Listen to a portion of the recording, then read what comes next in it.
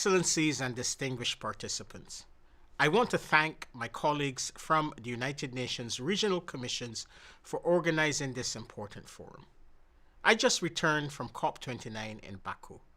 The results were mixed, but the agreement on the new climate finance goal provides a base on which to build.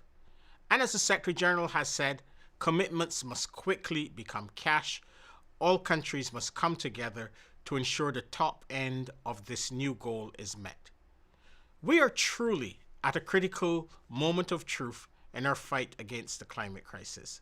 The window of opportunity to keep the 1.5-degree limit within reach and prevent the worst impacts of the climate crisis is almost close. Science tells us that we need to cut global greenhouse gas emissions by 9% every year between now and 2030. Last year, they rose by 1.3%.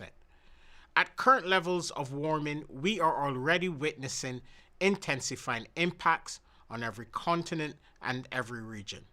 Wildfires, droughts, heat waves, storms, floods, and accelerating sea level rise will continue to devastate lives and livelihoods across our planet. Current policies are projected to lead us to a catastrophic 3 degrees world.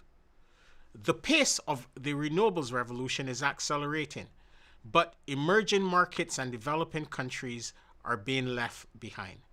Since the Paris Agreement was signed in 2016, 4 out of every $5 invested in clean energy went to the advanced economies in China.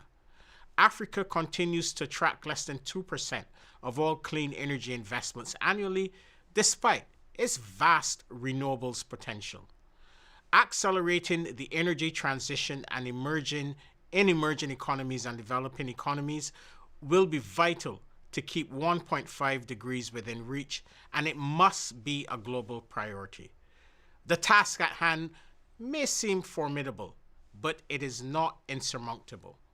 The falling costs of renewables and storage offer a tremendous opportunity for developing countries to pioneer a new, just, and inclusive transition pathway, one that will deliver universal energy access and long-term energy security and sovereignty. This will require urgent action in 3 critical areas. First, finance. According to the IEA, to get on track for limiting warming to 1.5 degrees, clean energy investments in emerging economies and developing economies outside China need to increase by more than 6 times. More sizable and targeted international support, especially in the form of concessional finance, must be directed to these countries to assist them in reducing the high cost of capital. Eliminating fossil fuel subsidies and placing an effective price on carbon can also generate a significant amount of financial resources. Second, national governments must create the right enabling environment to attract private and public investments at scale, especially through stronger, stable, and more coherent policy and regulatory frameworks. The next generation of nationally determined contributions or national climate plans due in 2025, well before COP30, represent an unprecedented opportunity for countries to do so by aligning their national energy strategies and economic development priorities with their climate ambitions. They must align with the 1.5-degree limit, cover the whole economy, all sectors, and all greenhouse gases. Crucially, they must also guide ambition for the energy sector, demonstrating how each country will continue to 1.5 aligned global energy transition targets through tripling renewable capacity, doubling energy efficiency, and cutting fossil fuel production and consumption by 30% by 2030. In particular, this means no new coal projects and phasing out coal entirely by 2040.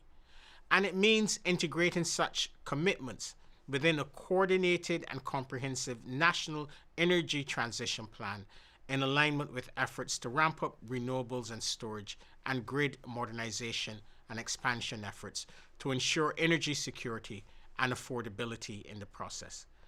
This also means ensuring a coal to renewables, not coal to gas switch to avoid locking in more fossil fuels and billions of dollars of stranded assets in the global race to net zero.